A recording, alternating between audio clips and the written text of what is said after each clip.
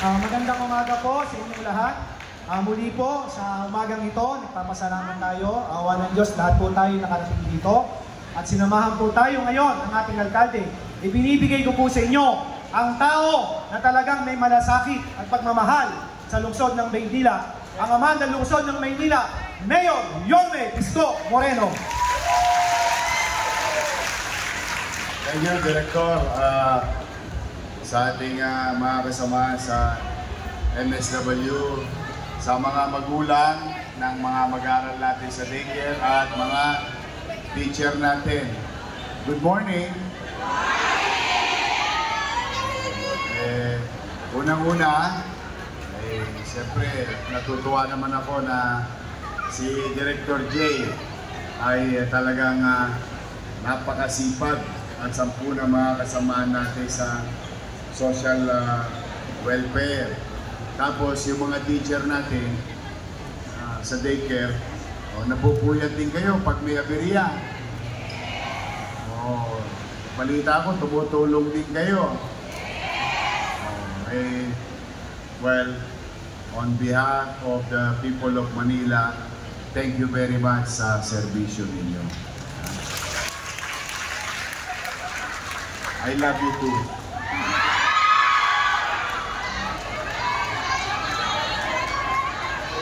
Welcome back, Yorme.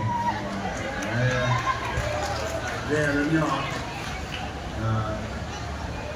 ang early education, lalo na yung mga bata, yan yung transformative portion ng isang tao. Andyan ang mahalagang pamumuhunan ng pamahalaan sa ating mga alagang bata o ginagabayang bata.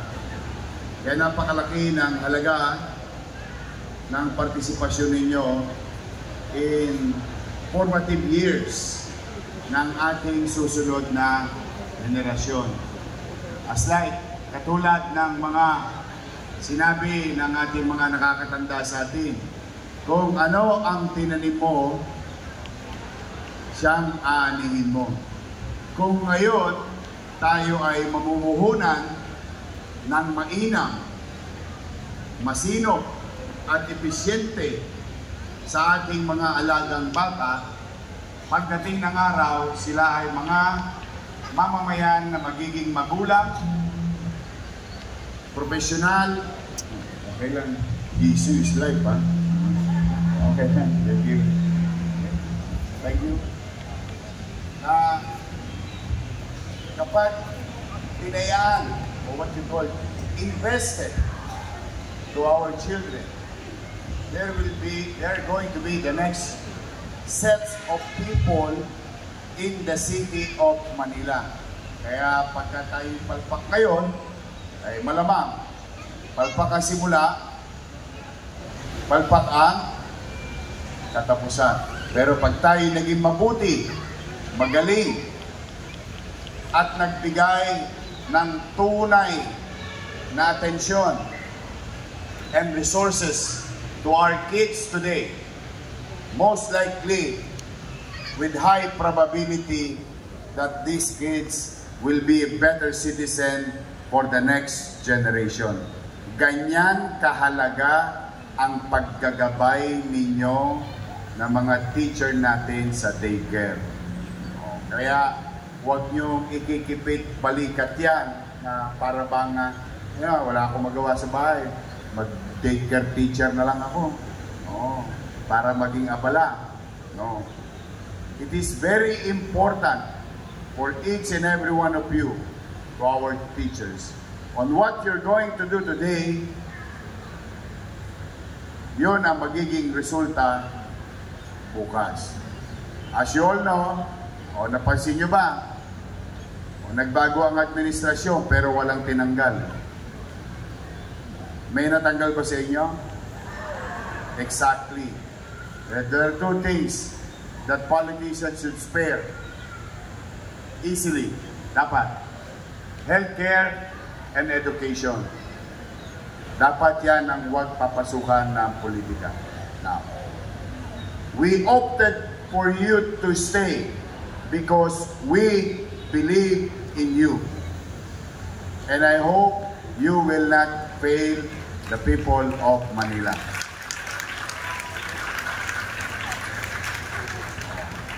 O pangalawang balita.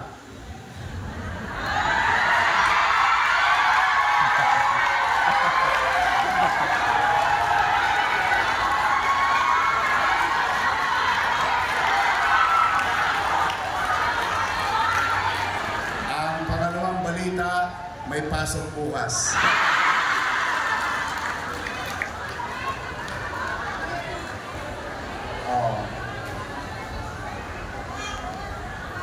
Ito ay tamang paggamit ng JO. Kayo ang tamang gamit ng JO.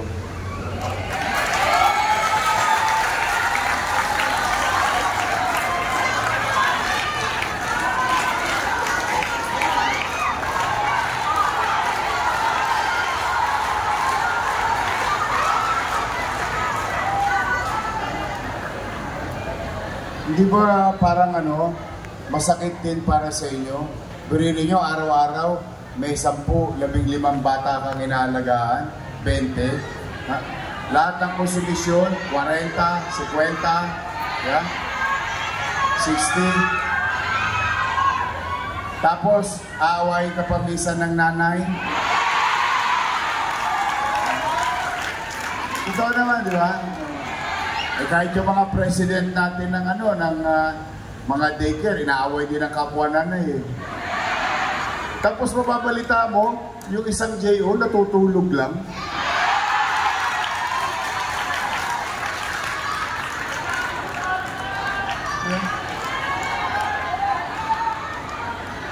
Tapos ang liit ng daycare mo, di ba? Lahat ng Natasha, Chinchangso, humuhula sa'yo pagkatagalan.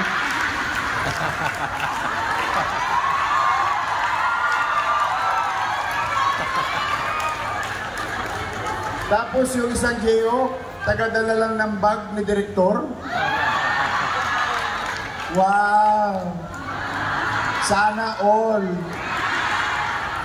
Di ba? Kaya yung binabanggit ko sa inyong pagiging mainam na pamahalaan is to make use of whatever is left, ano man ang natira, magamit sa tamang gastusin. At ako, hindi ako manghihinayang kahit every 6 months, every year, i-renew ko kayong lahat. At least, pag umikot ako sa community at may daycare, pagdungaw ko, nandun yung teacher. Ang masakit, yung JO, wala. Nowhere to be found. Huwag kayong mag-alala. Kinatay ko na yung ganong sistema. Under my watch, every single cent, sisinupin ko. O, ngayon, pangatlong balita.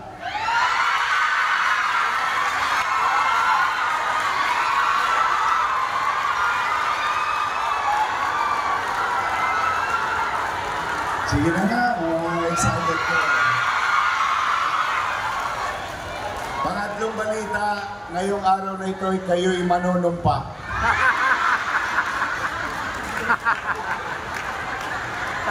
Ito na. Pang-apat na balita.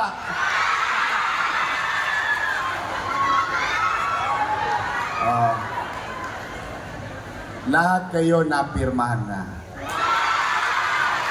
So, anong ibig sabihin? Anong epekto nun? Yorme, baka naman. 2 buwan na.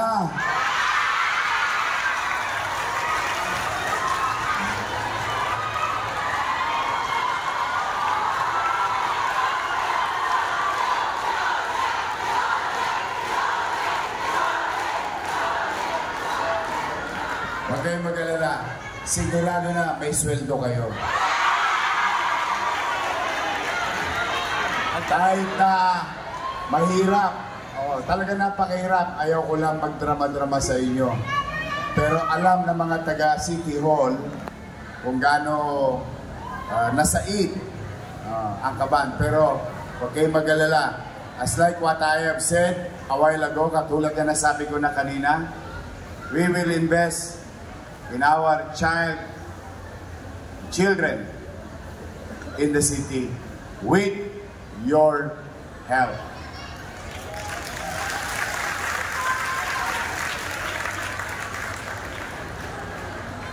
Kahapon lamang, meron kami naisip na programa. Malay natin, di ba? Sa matanda, meron, sino yung mga senior dito? Taas ang kamay. Yan. Natanggap nyo na ba yung gatas nyo? Kahapon lamang, inumpisahan ko na yung birthday cake. Nabalik na.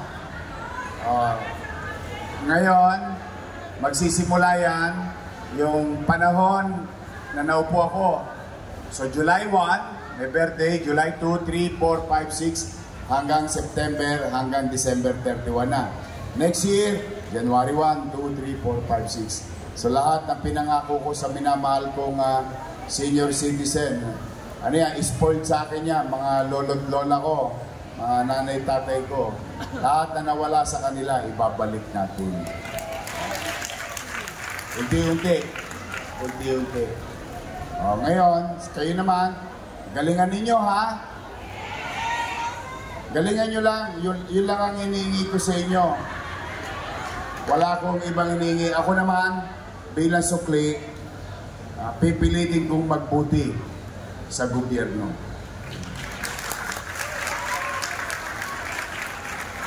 Maraming challenges, pero tingin ko makakaraos naman tayo.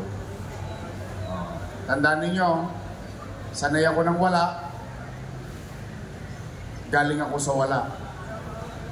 Anything in front of me is already a blessing. Kaya, kahit na anong hirap na kinakaharap ng pamahalaan ng lungsod, may gobyerno sa lungsod ng Maynila. So, abangan ninyo ang balita sa mga ilang araw na darating. I'm happy and excited for you. Save for the rainy days. Pag dumating na yung dapat, o ingatan ninyo, iraos ninyo ang inyong nabali na. Nakasanda ako, IPM. Nakasanda. Ba't yung binali? Sigurado ba kayo marirenew? Hindi. Wala. Basta ako na andyan kayo, matagal na experience ninyo. I believe in you. You can utilize your experience para imolde ang ating mga batang Maynila. So muli, congratulations. And if I may put this to right perspective, welcome ulit sa gobyerno ng lungsod ng Maynila. You are part of the team. You are part of the government. You are part of delivering services to our people. You have my full trust and confidence sa bawat isa sa inyo. Mag-ingat kayo, pagpalain nawa kayo ng buong may kapal. Sabay-sabay, Manila! God first. Thank you.